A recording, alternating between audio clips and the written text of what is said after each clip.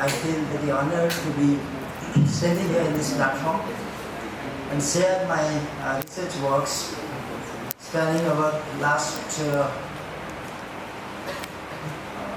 20 years or so with this audience, august audience.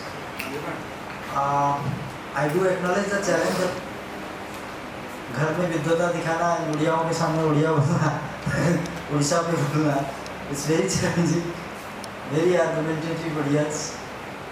I know there will be very hard questions and I will be deliberately touching on sensitive things, taking sides, positions on many statements. Topic of my presentation would be social history of villages and village government in Odisha, a hermeneutic reading.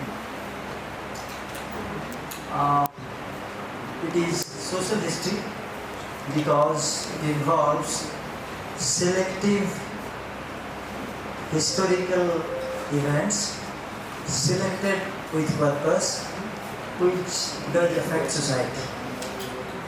I am not getting into history of everything, but I am selectively choosing some aspects of history that have had very deep impact on the way we live as a community. That is what I mean by social history. And village governments I'll be talking about. Village government in the idealistic, Gandhian idealistic sense of the term, and village government that we have today in Odisha and elsewhere across the country. I'll start with a very famous quote, very often quoted. The quote was given by Charles McCaffrey, who was the Provisional Governor General of India between 1835-36. The village communities are little republics having nearly everything they can want within themselves and almost independent of any foreign relations. They seem to last where nothing else lasts. Dynasties after dynasties tumbles down, revolution succeeds to revolution, but the village community remains the same. And he was saying this at a time when British government was realizing gradually that it is very difficult to rule here without involving the local people. And the understanding was why to involve local people? To disseminate political education. We have given them enough enlightenment, enough knowledge. They are now capable of participating in our British administration. Therefore, they need to be grafted in. That was the context in which he was saying this.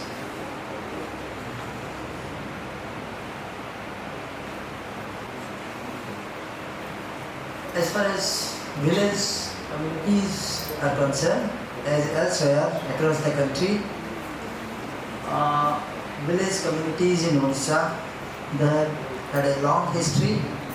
Archaeologists suggest that from lower Paleolithic age there have been evidence of communitarian living as well as stratified living in different archaeological sites like Asuragad, Radharamanpur, Kuliana, Kalvedia. These are the places they excavated many evidences of very ancient community life in Odisha.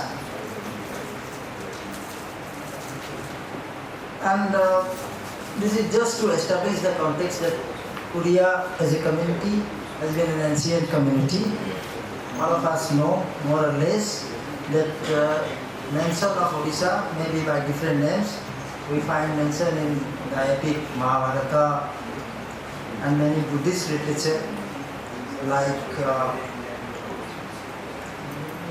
Puranas and many Buddhist literature also. We find that Odia and the region we call Odisha today, that was not the region at that point of time. It was fragmented into many parts, and these parts have had mention in many epic and many Puranas, very ancient literature. And some say communitarian agrarian communities started around lower Paleolithic age, around 2nd millennium BC. And since then, very little is available in terms of evidence about governance and politics in Odisha. presumed that it was ruled by many small feudal tribal chiefs here and there, divided into many parts. Some of the selected historical events that still shape our collective memory was that of Kalinga War, Asoka, who had a transformation after having mass bloodshed, and he converted to Buddhism, though some do debate that he was not converted to Buddhism, he was already a Buddhist, but conversion was more about avoiding dynastic succession. That was the debate. There was a debate around that. Then we do remember Kharavela's dynasty and subsequently many dynasties, Satavahanas, Kusalas, Guptas, Sailodhavas, Bhaumiyas, Kesaris, Gangas, Gajapatis, the last one. The point of taking these names is that we have had exposure to varieties of feudatory monarchs. Feudatory, because none of them have been proved to be son of the soil, probably except Kharavela. Most of them are ruling Odisha or different parts of Odisha from outside as a feudatory monarch. This is one. So we do not have any homegrown political apparatus, regime or monarchy. And these people coming from different neighboring areas, they have brought in diverse influences in terms of art, craft, religion, temple architecture, and particularly religion is very relevant here. Odisha have had exposure to Buddhism, Jainism, many other unknown non-Vedic traditions, including Vedic traditions. And this has had very far-reaching impact on the way we live in. Some economic historians like Amiya Das, they opine that because of exposure to these diverse non-Vedic traditions, Odisha has shaped up as a very tolerant and peace-living society. Unlike the kind of experience we experience in our host society here, there is very little attention to sharp caste consciousness in Odisha. That was very surprising. Whenever I assert this in any platform, people start opposing. How can it be possible that people are not caste-minded?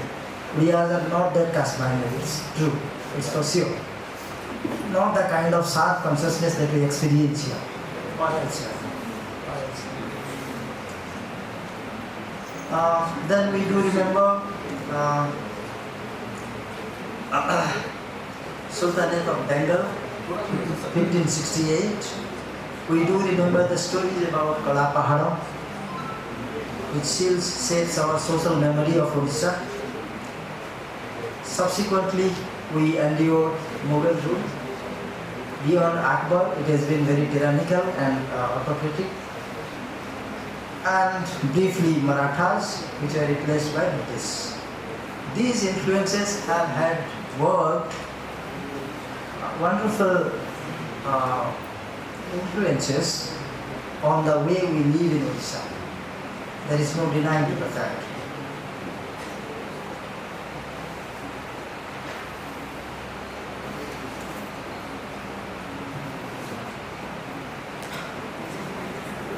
Since ancient times, in different historical evidences and archaeological evidences, it has been time and again asserted that Odisha has been a primarily agrarian community, flanked by many major river systems, particularly Mahanadi Delta.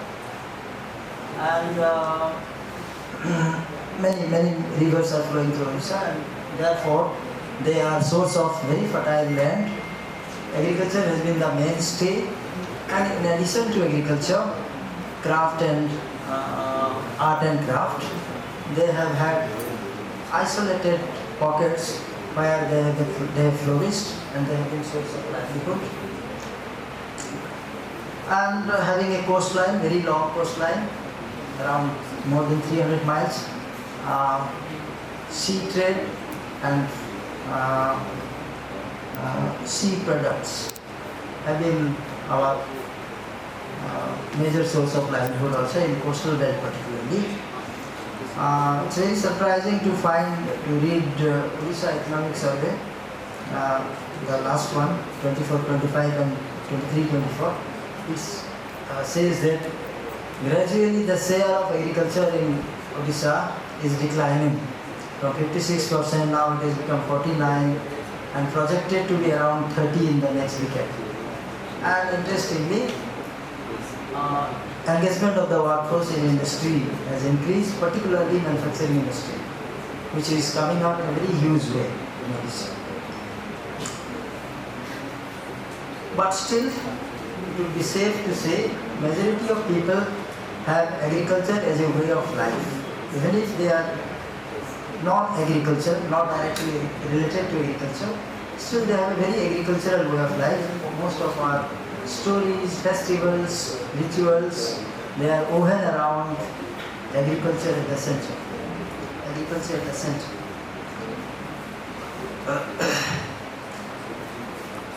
Having been mostly agricultural in ways of living, tells us many other things. We live in a subsistence way. I think people having some economic idea will understand. That means just enough to survive. We do not go for big farming, capitalist farming. We are all small farmers, live in it and love to live in the subsistence way. And poverty has been a recurring item in our narratives. The government claims that it has been very fast declining. Poverty itself is a very controversial area to speak on. Nobody knows what is poverty, whether it lives in mind or whether it lives in materialism or whether it lives in per capita income or per capita consumption expenditure, nobody knows. But however, government records claim that per capita expenditure is, monthly per capita expenditure is increasing, consumable expenditure is increasing, and interestingly it is increasing more in the village who is losing out to agriculture. And in urban areas it is declining. In comparison to urban, in rural areas people are spending more on consumables. So that seems poverty is also declining and affluence is increasing, and it boasts of a GSDP, gross state domestic product growth, which is very high in comparison to national average. So we are subsistence way of living, we have agricultural way of living, we live mostly communitarian life. Communitarian in the sense, communitarian that includes a sense of egalitarianism also built into it. Odisha is tolerant and peace-loving. And another important thing that has happened is the introduction of Jagis during Mughal era, and from there on, Rajwari system, Zamindari system, many other systems, and right now, Rajwari in a different way. So these systems are cut at the very root of our communitarian sentiments, because in early times, village used to be the unit of administration, and the kind of financial tenure was that of Mauzavari, which very few people talk about. Mauzavari means a whole Mauza or village is the unit of administration. Village is responsible to pay the taxes, revenue, not the individual residing in the village. And that has been a tradition since a long time. And still there are remains of those traditional system experienced in our villages. So this kind of romanticized picture does help us to understand the way in which village governments in Odisha are working.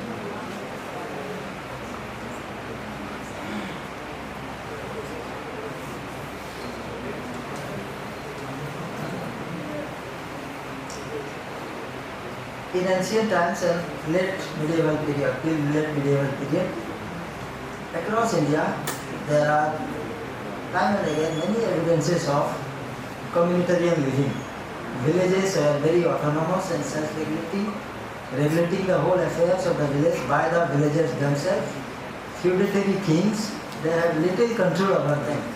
And these evidences, just to convince a very literate and scholarly audience, we can cite few evidences by say Anasthenes, 303 BC, talks of village republics in southern as well as northern part of India.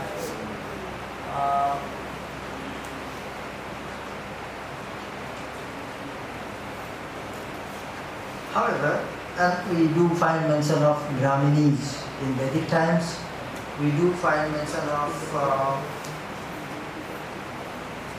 Panch Parmeswara in our texts, religious texts. However, these systems, having lived for a very long time, sustained for a very long time, was interrupted by introduction of Jagir system by the Mughals. In Jagir system, they appointed revenue collectors who would collect revenue from the villages many times in a very exploitative way. And this Jagir system was followed by, as I said, Zamindari, Rajwari and many other land tenure systems which interrupted the village autonomy that we used to have in early times. Most of the discussion on this kind of village republic is very romantic, as if they had no problem. In most of the literature, they are very romanticized, including the Gandhian concept of village Swaraj. However, nobody knows much about them, but it was a presumption, like historical insinuation, that this might have been the case where villages were left with sufficient autonomy without outside interference. And in Odisha also, it has been the same. Briefly, during Maratha rule in Odisha and other parts of India, they experimented with Ashtapradhan system, which is a kind of constitutional monarchy, where monarchy is assisted by a constitutionally appointed body of so many power centers. However, after Marathas, British came into picture. All of us know a bit of history of that. And British people were not that sympathetic to villages and indigenous people as such in general. So they were suspicious of these autonomous village communities. They introduced a Zamindari system, who are nothing but a bunch of land-owned intermediaries, and they ruled these villages through British officers as well as these intermediaries. So village autonomy in due course of time literally died. Then I quoted from Charles Metcalfe around 1835. In fact, the process started before 1835, around 1809, and then 1890, then 1835, and 1935, 1870. These are some of the years where British genuinely tried to bring in some kind of local indigenous participation into British administrative apparatus. We can talk of Lord Mayo's Resolution 1870, the Royal Commission 1909, Government of India Act 1935. These provided some kind of provision of creating local government institutions, creating local boards, creating municipal boards to look into affairs of the locality. After 1935, there was a lot of disruptions during World War. So most of the local governments that British envisaged could not be organized. But later on, however, the sympathetical sentiment towards local government institutions, they hang on, they continue. After India achieved independence, there was a strong push towards creating local government institutions. There were two pools. On the one hand, it was Gandhi, and he was championing the cause of Gram Swaraj. And on the other hand, it was B.R. Ambedkar, who was hostile to any idea of Gram.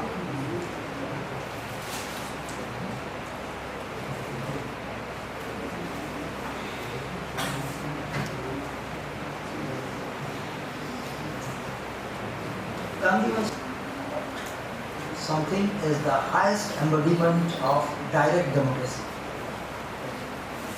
Highest embodiment of direct democracy.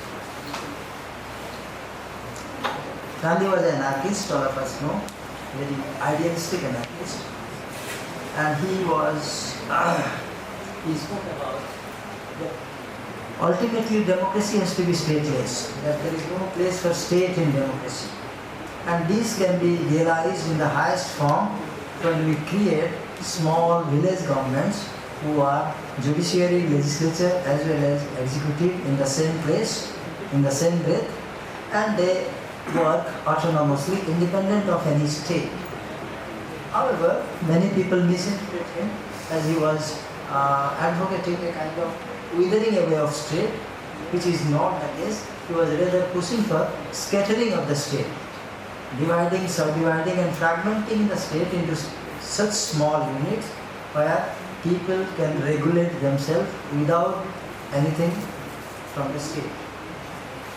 And to oppose Gandhi, it was, I think, I'm repeating them because I think most of us know, but some of us, many of us tend to forget because we are thinking and receiving many things at the same time.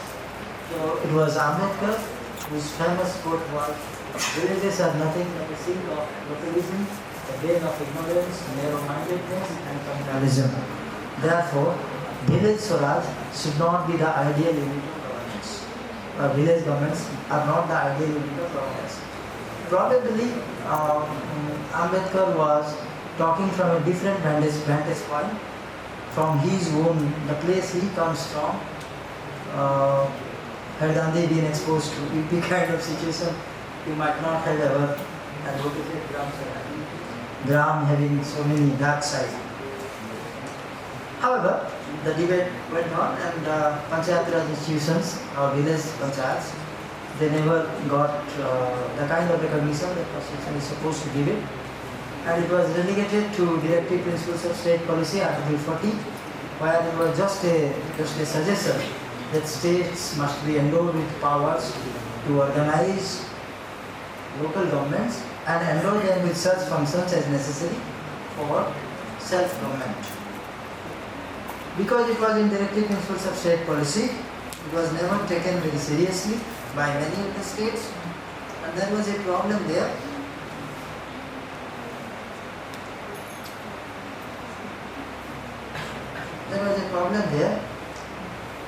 Political parties and politicians from above, they were reluctant to share power with local politicians. So they were not much enthusiasm about constituting local government institutions at the grassroots level. However, there were varieties of leadership and varieties of ideology at that time when India was very newly got independence, and some states out of their own voluntarily, they come out with different legislations to constitute local governments in their states. Not all the states had it. Some had the legislation only, never had local government institutions. Some had local government-like institutions without the legislation. This kind of chaos was continued around 48-51. It was the time, 1948-51. And Odisha was one of the first states to come out with Odisha Gram Panchayat Act 1948. And immediately after coming out with this act, government did established some Gram Panchayats, around 500 Gram Panchayats by 1950-51. But later on they were dissolved, and another landmark act that was passed was in 1959, Odisha Panchayat Samiti and Jilla Parishad Act, which came into force around 1961, and so on and so on. Many of the Jilla Parishads are never constituted regularly. There was a lot of rivalry between politicians from above and politicians from below. People are not ready to share power, or sometimes they are scared of losing their political base at the grassroots level. If they constitute Gram Panchayats and some opposite political parties come into power, then they will lose the base. That was the apprehension. And then came 73rd Constitution Amendment 1991, came into force in 1993. which mandated that all states should mandatorily constitute 3-tier local government institutions in their states with many groundbreaking provisions like reservation for women, reservation for weaker sections, regular election, mandatory election after 5 years, and a state finance commission for each of these local bodies so that their finances does not suffer. So that way, Odisha Gram Panchayat Act in Jilla Parishad and Panchayat Samiti Act was subsequently amended in 2003 and again in 2011, giving 50% reservation. Odisha was one of the first states to give 50% reservation to women in local governments. And later on, the national amendments followed. Right now, as the modern state of Odisha stands, it's very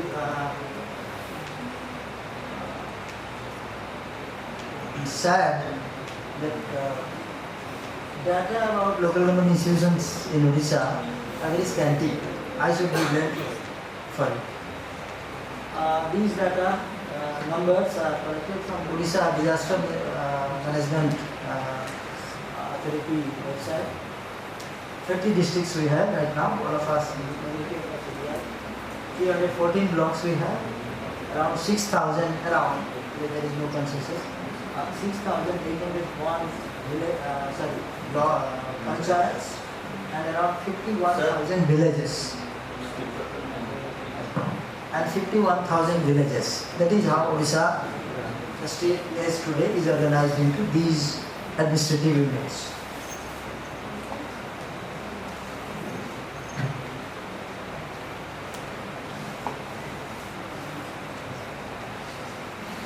Okay. The very point I agree to speak here, I dare to speak here, share some of my research work with all of you. This is a kind of longitudinal research work because I had studied Panchayat Raj institutions, local government institutions in 2002-2004 time frame, and then again recently 2023. So it's a kind of going back to my old field to check what is happening, what happened then and what is happening now. And this lecture draws on in part from my engagement with Panchayat Raj Department, Uttar Pradesh, as a consultant in GPDP hand-holding project. They have started a very novel project now, where they call it hand-holding because the consultants are expected to hold the hands of Panchayat functionaries and enable them to prepare plans. It sounds good, but it has never happened. So they are coming out with this big idea of hand-holding panchayats to prepare plans, people's plans, in line with Kerala's people's plans. Okay. This is another idea in the context of unity. So I have drawn from many these varieties of sources to speak to you here. The study basically started with the question of political culture.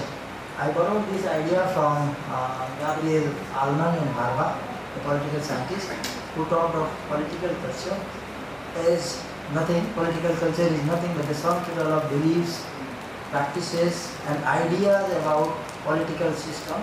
May not be what exactly the political system is, but the belief about the political system. How do people perceive it? So it is perceptive experience, and probably that is why I have titled the topic of my presentation as a hermeneutic reading, because hermeneutic involves interpretation, reading between the lines, reading what they say and what they mean to say. And that's a very difficult thing. It's very difficult to establish the scientificity of this kind of research, but nowadays it is fashionable. It is fashionable in social science to go for that kind of studies. So, Allman and Barba, they talk of three kinds of political culture: parochial political culture, subject political culture, and participant political culture, where participant political culture is one, where the participants decide the agenda. They decide the agenda and they execute the agenda. Subject political culture, the agenda is decided by somebody else, they are just cog in the wheel, they are executing the agenda. Parochial political culture has nothing to do with neither agenda nor execution. They are just ornamental presence, hesitant presence in the system.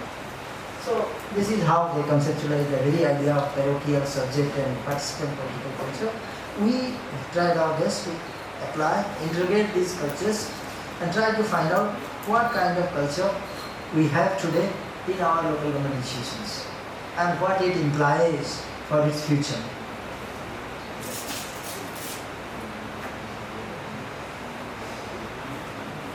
This is the scheme of things. The method, the tools used for this study are PRA methods, participatory rural appraisal, and it's a comparative study between Odisha and UP. UP part of study is still on, work in progress. Odisha part, I think in 2-3 trips we have completed it. Professor Ghildiyal was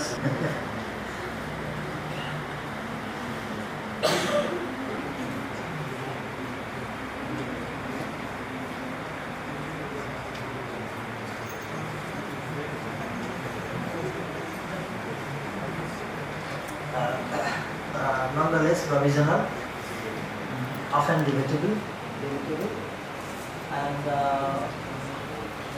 however, scientific credibility I can claim for it, it will nevertheless be less scientific. I don't have any claim for scientificity at all. So one of the key findings was panchayats provides much hope of local self-government. And here local self-government I mean the kind of village swaraj that we have been talking about in a Gandhian framework. But still, it is a hope only. It is more of a distributive arm of state welfare development goals. Yeah. What I mean by that is why it is happening so. It is still happening.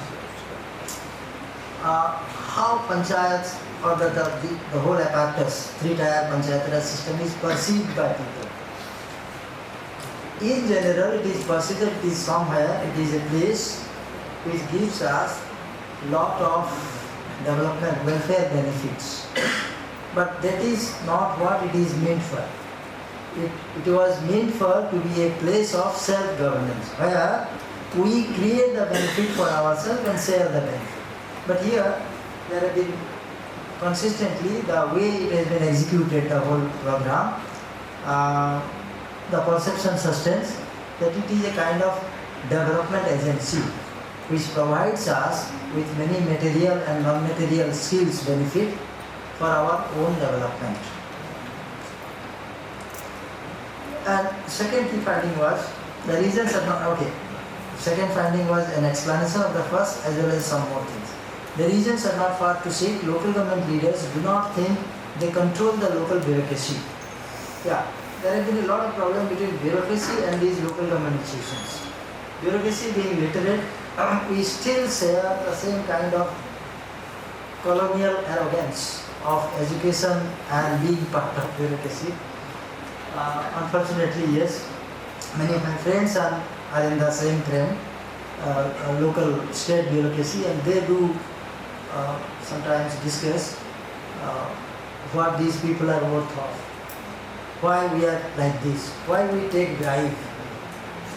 They do sometimes openly admit that we do take bribe, but why do we take it?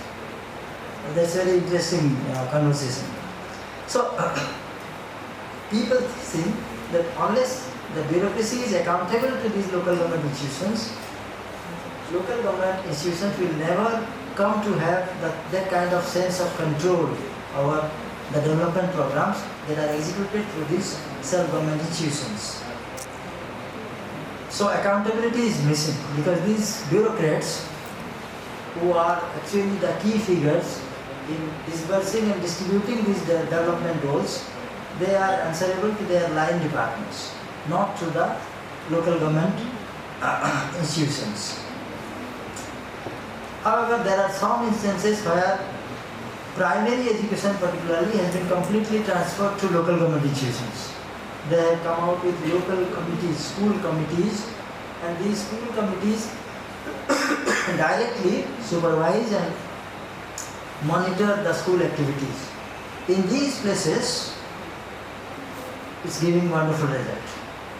But again, on the other side of the story is, school teachers are not ready to work in these schools. Why panchayats have complete control over schools. They say we cannot keep explaining every day these mooks, these illiterate people. They don't understand ABC of education. We know what the philosophy of education, why this education is for, what it means for your future, things like that. They don't understand anything because they have been given some kind of say. They are unduly interfering in their work. That is again, there is a disjuncture in those places also. Unwillingness of political class, as I mentioned earlier, for more and more devolution are some other roadblocks for realizing self-government. Yes, there has always been a tussle between political leaders and political parties above and at the grassroots level to share power. They think these people are eating into our base, political base. There has always been this kind of distrust between local bodies and other governments at state level and national level. And another interesting finding is the existence of parallel bodies. The existence of parallel bodies of village council in almost all villages controlling the village affairs. In almost all villages, there are panchayat members, and these panchayat members are elected in a constitutionally mandated state election. So there is a perception that these people belong to a different league, maybe a lower league. People who belong to a higher league, they constitute parallel bodies of village councils, and these village councils are very powerful. Even these elected local body members, they are also accountable to the village council as far as they are member of the village. So these village councils are somewhat like remains of the kind of village republics that we talk about very romantically in early times. And these village republics in some places are very, very exploitative, and in some places very benevolent. So, I mean, they are again a separate topic of research.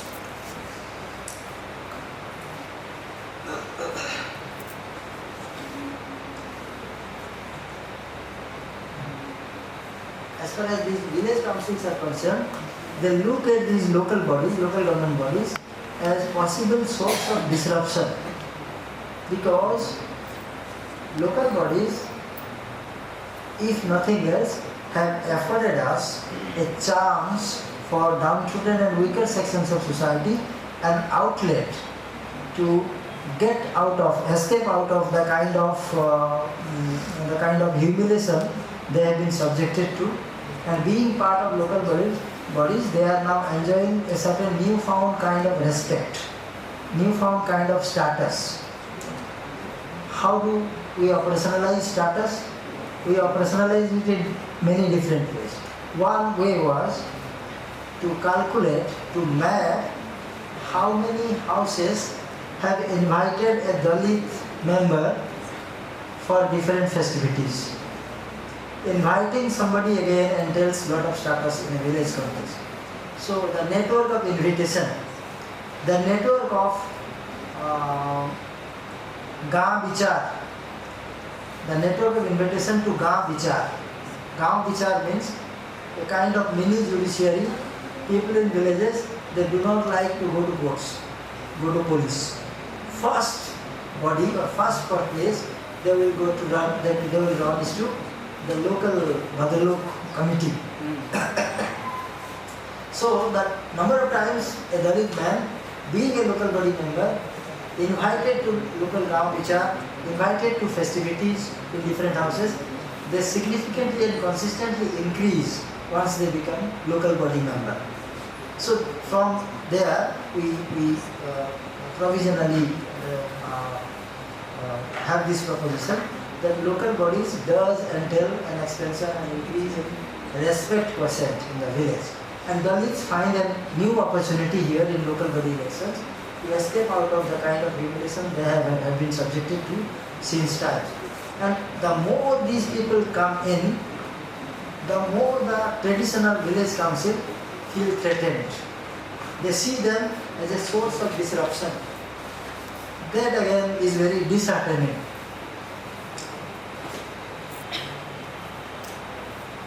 Yeah, women was one of our key focus. And we find that women agency, the active conscious agency of women, is improving with time in comparison to what we found in 2002 to 4, where there was dominance of pradhan patis in panchayat bodies. If a woman is elected to a body, then normally it is the husband who would come and work for her. He is bound by moral obligation, and the wife is bound by moral obligation not to come out and speak in front of his wife or in front of her wife. But however, we find that now wives or the women, or local body member, women members, they have started coming out. They have started coming out, and at the same time, they are yet to be known by their own name. They are mostly known by their husband's name. Who call it? Oh, Shyam का बीवी है, श्याम का बीवी, हर का बीवी, सबके बीवी आए. So they are still BBs of somebody. They are not the person they are. That is what they did mention about. Okay, हमारे नाम से कोई नहीं जानता है, हमारे उनके नाम से सब जानते हैं. And still the instances of Pradhanpatis are decreasing or almost found to be nil in most of the places that we visited. A good sign. And there has been an increase in political consciousness. Yes, they are aware that they have been bestowed with something special. In early times, when we had the same kind of study, it was like they are mostly reluctant to be part of it. They are forced because of reservation. Nowadays, they don't need reservation to be part of it. They think that there is an opportunity of more status, more prestige, more visibility through these local bodies. But story ends there. Beyond that, they do not know what happens in these bodies. What happens when these bodies meet. Quality of women participation consistently increases when they are also members of self-help groups. That is very interesting. Self-help group as a movement is expanding like anything now. Almost all villages are now touched by these self-help group movements, microfinance movement. And not that all women are part of it. They normally constitute small groups of 15-20 women, and they give them some seed money and they ask them to start some economic enterprise, and they start growing and they start lending money to others and bring in more women. That was the idea. So it was consistently found that those women who are part of any self-help groups, they are very vocal in their political performances in Panchayat Raj bodies. Probably Panchayat Raj bodies which are male dominated, many are male, around 50% are male and 50% are female, women did not find that enabling environment to express themselves. So their expression and training actually happens in these self-help groups. And they bring these training into local bodies when they take part in them. And they are found to be more assertive, asking more questions, facing more resistance. So these are, as social scientists, we consider these symptoms as healthy signs of democratic leadership. Yeah. I don't know how far I am correct to assert this, but in majority of the places that we visited, we find that communitarian village unity, that people claim to have, or that really existed in early times, now stands very much ruptured by competitive party politics. Villages, as a unit, now stands very divided along party lines, party affiliations, invitation, exchanges, rituals, general courtesy. These also are performed or happen on party lines. Who is a friend of whom, who sits with whom, who invites whom, they are more or less decided by party lines. So, even if we saw that there was very little caste consciousness in our villages, or at least a consciousness that is not that sharp as in other places, now this is replaced by a kind of very sharp party consciousness. Communities served by political affiliation, though grassroots local government is not party-based. It is supposed to be very apolitical. But still, even if it is apolitical, it is not contested on party basis. However, party consciousness and party reach has penetrated so much into the remotest part of our villages that they have sought to disrupt the kind of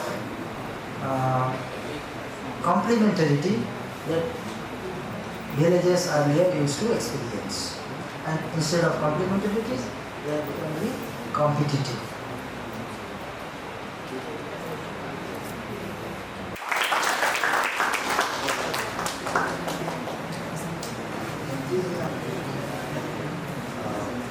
Thank you. This information out of your field study. So now the house is open for discussion. So if anyone has an observation, a question or something, please come up so that we can address it. You can raise your hand. Puri specifically. You have made a mention of Jagirdar. Is it related to that terminology? Because they used to own most of the lands which are in the form of jungle in the adjoining parts of Puri, and they owned it, and later on they sold it in throughout prices. But we have been hearing about that terminology since long, since my childhood. But I failed to understand why they were called so Namak Haram Jagirdar. It's a very strong word. I did talk of Jagirs. Jagir is a kind of tenure system, a kind of right, transferable right over land. And somebody who owns that right is called a Jagirdar. Okay. And if the Jagirdar happens to be very exploitative. As you made a mention of the same that they were very exploitative. They used to collect different taxes from the village. That's why that prefix has been added by the passage of time. They are calling him Namakharam. Right. They are very infamous for calling by different other names also. Right. A degree like Dr. Lecture. I'm interested in the field for quite long because I'm teaching land law in law faculty. And in land law, one of the paper we used to teach to a student is Uttar Pradesh Panchayati Raj Act 1947. But Professor Adhikary is rightly said, Pradhan concept. It is quite, official nowadays. Because in newspaper, that during that 1st January, it comes that Happy New Year from this Pradhan Pati. Happy New Year from Pradhan. Officially, it comes in newspaper. One thing one more observation which I would like to disseminate here. Regarding the violence during the Panchayat elections particularly. Okay. If Professor Adhikary is making a survey, definitely I would like that he will include this aspect of Panchayat Raj. That why the violence at the Panchayat level is much more than at the state or the national level. What is the objective? What they are getting at the Panchayat level? Why the violence is more? Election violence, this one. Second one, the patriarchy, the patriarchal pattern, which is much more visible in the villages particularly.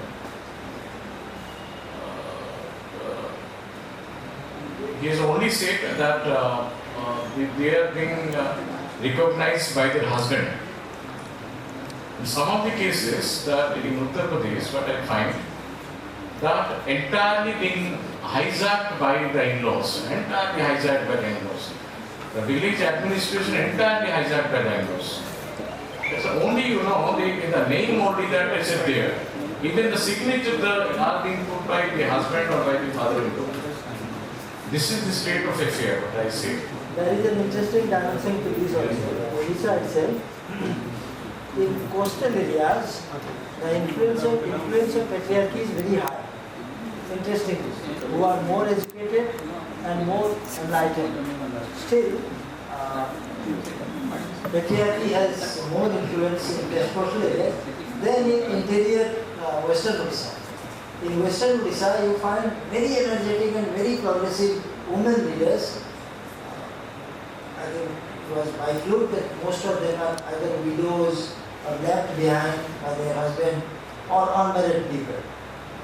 But I find them mostly above 50, but they are very energetic and very progressive. But the same is not true about coastal Odisha. I think UP being more patriarchal than Odisha, I think. And I had an interesting project, my personal project. During local elections here, I used to collect the pamphlets, the handouts distributed by different political parties. I was observing how they project their wives as candidates in elections.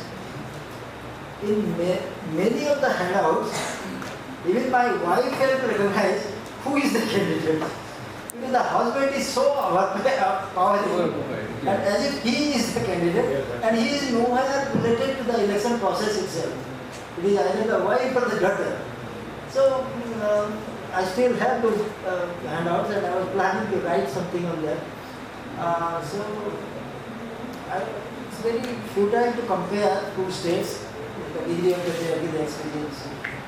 But yes, I think we are far ahead than UP case. For the insightful lecture. I am having not a question exactly, but it's a kind of suggestion. The different kinds of dynasty which you have been mentioning, and how does this functioning of the village as a unit of analysis has been changing in different dynasty. Those kinds of analysis can be more fruitful and it will bring a kind of a better picture of how does the village structure in different dimensions, the political structure, how does it has been changing, the social structure, how does it has been changing, and the cultural structure, how does it has been changing in different dynasties, suppose say in Gupta dynasty, in Chola dynasty, even at the Mughal Empire, those kinds of dimensions. And what I've been thinking is that suppose the best practices which say any of these states which has been following, suppose you have been mentioning about the Kerala, those kinds of dimension can be in terms of your project in policy suggestion and can have mentioned those kinds of which can be adapted in suppose say Odisha village as a unit, which can be how villages function or work under different regimes. Different people. Data about different regimes itself is very scarce in supply. So that is one part. I think it needs a lot of collaboration between historians, archaeologists and social scientists. And the next part was suggestions. Yeah, a lot of exchanges are happening between states, between researchers across different places. That's a good idea to borrow some from different models and put it into practice. And with no knowledge about sociology, can understand that with the given diversity of India, we cannot replicate a model of Kerala in Odisha or Jammu and Kashmir. That is number one, because every province, every village, has its own evolution. And like you suggested rightly that if you are going back to the historic periods, if you are at all mentioning, then we can search for an evolution like what kind of a village structure was there and how it was actually performing. So to that I think I completely agree. One can look at the sort of evolution, how it takes up. But as for the model, it needs a lot of peripherals to be cross-checked first. For example, their educational level, their commitment towards the society, their interface between the societal systems, and then how they respond to the new things which are introduced to their village. So adaptability. The question is not positioning the panchayat at one place, but the active and awareness of the people as to how they are adopting it into their life. So it will not be as easy to adopt a model which is somewhere else and functioning well. But one needs to develop that model, because when Professor Adhikary was showing, I was looking at the models, which were presented right from the medieval, from the ancient to medieval and to the modern. So I was looking at, and every time there was a model, even if it was not very highly, popular, but then it was there. Because that was, I think, was the structure of, looking at the village. But that difference between this, different units of what if you call the villages as units, then that difference actually creates the uniqueness of the village, and that enhances the diversity of Indian cultural civilization. So that is the way I think. I may be wrong completely, but if you want to. No. So any other observations if you are ready to take one or two questions also before we wind up? If you disagree with anything, we are fully agree. No, you can also disagree. It was very you can disagree just for the sake of disagreeing. Yes, sir, it was very informative and crystal clear and doesn't give any kind of very informative. We cannot just disagree because it is Dr. We need to have reason. So it was a fantastic presentation, and I think we will be looking at such kind of works which is intellectually very, thought-provoking, and we will be bringing in people from different